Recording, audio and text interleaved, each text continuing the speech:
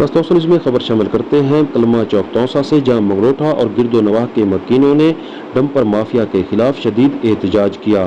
इस मौका पर मुकर्रिरीन का कहना था कि डंपर माफिया की वजह से हादसात मामूल बन चुके हैं।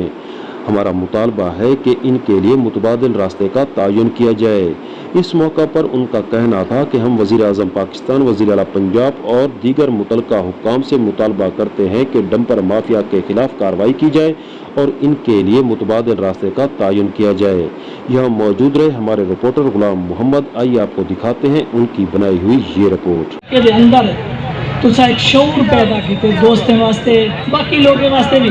क्योंकि ये नाइंसाफियाँ अजकल पहले भी थी ना पैन और ये सबका अदवार दर्जी थी ना है, लेकिन सारे दोस्त तुसा जेडे मुतालिक थी पे हो, मैं समझना कि ये तुम्हारी इंतहा की कामयाबी है और पहला कदम है कि तुसा जेडी तानी करने पे जेड़ा नोटिस है आधे पे नोटिस से अमल करो, या तुसा जेड़ा वार्डन है वार्डन दे डायलॉग दे पे आओ जो इंगाल को मन किनो मुतालबे को असा है कि सर तुसा पहले ही ये वार्डन की गाल भी है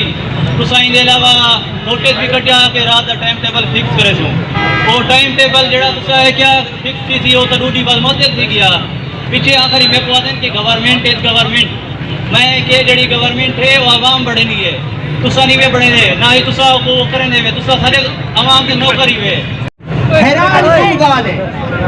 कि इंतजामिया का हक बनता है, पुलिस का हक बनता है कि अवाम अपने अवामी मसले के वास्ते परेशान थी है, लाश रख के परेशान था, अपने प्यारे की लाश रख के परेशान था, बजाय के DSP साहब पुलिस इंतजामिया ऐसी साहब उनकी गाल सुनना